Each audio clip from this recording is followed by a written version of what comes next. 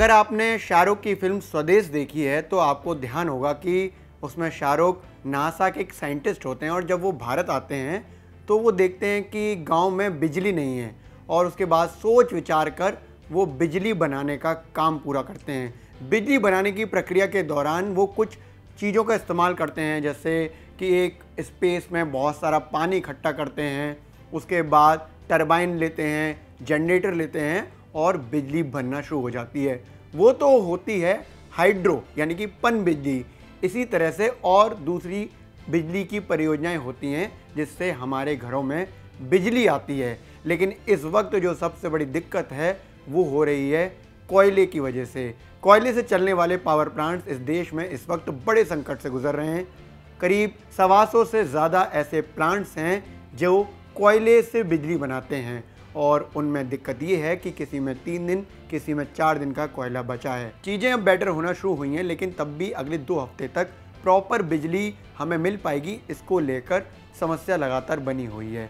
दरअसल इस पूरी प्रक्रिया में जो इन्वॉल्वमेंट है वो है कोयले का। कोयले से जो बिजली बनती है वो देश में करीब 65 से 70% है। ये सर्वाधिक है। कोल इंडिया की एक रिपोर्ट की माने तो 65 से 70% बिजली देश में कोयले से ही बनती है।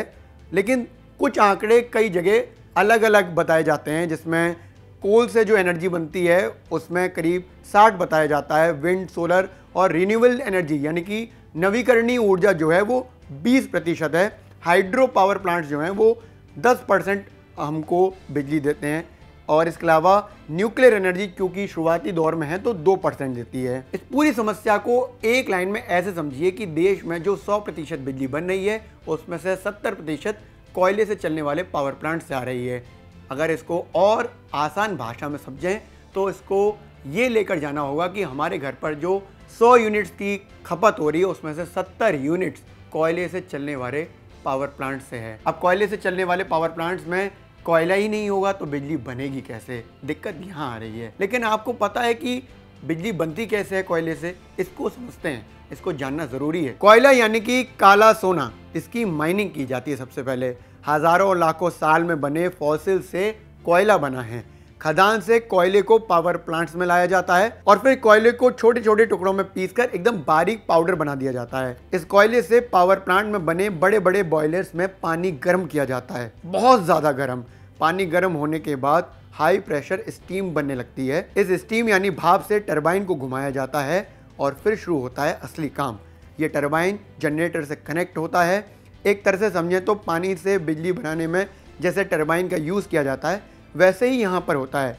फ़र्क यहाँ पर एक बड़ा ये है कि टरबाइन घुमाने के लिए यहाँ पर भाप का इस्तेमाल होता है, यानी कि कोयले के पावर प्लांट्स में भाप का इस्तेमाल होता है, जबकि जो हाइड्रो एनर्जी होती है उसमें पानी का सीधा इस्तेमाल होता है। टरबाइन के घूमने से जनरेटर में मैग्नेटिक फील्ड प्रोड्यूस होता है और फिर बनती है इलेक्ट्रिक एनर्जी यानी कि बिजली। अब इसमें इम्पॉर्टेंट बात यह है कि जब हम दुनिया भर में काफ़ी ज़्यादा कोयले का खनन करते हैं यानी कि माइनिंग करते हैं तब हमें इस तरह की दिक्कत क्यों आ रही है?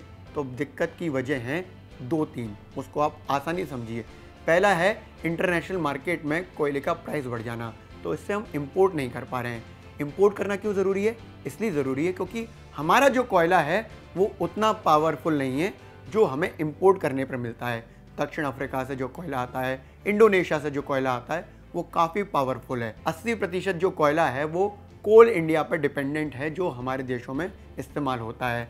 अब कोल इंडिया की रिपोर्ट साफ तौर पर कह रही है कि इस समय जो कोयले की वजह से जो दिक्कत आ रही है उसका बड़ा कारण मानसून है। मानसून में अच्छी खासी बारिश की वजह से जो माइंस हैं उनमें पानी भर गया है। जब माइंस में पानी भर गया तो हम ऑब्वियसली कोयले का खनन नहीं कर पाएंगे, यानी कि उसको निकाल नहीं पाएंगे। जब निकालेंगे नहीं तो पावर प्लांट्स में जाएगा कैसे? और तीसरा बड़ा पॉइंट ये है कि लॉकडाउन के दौरान जिस तरह से सर्विसेज बंद हुई उसमें इन सब पर भी फर्क पड़ा। स्थिति बेहतर होना शुरू हुई है, लेकिन फिर भी हम ये पूरी तरह से अभी ये इंश्योर नहीं कर सकते कि हम पूरी तरह से इस समस्या से निकल गए हैं।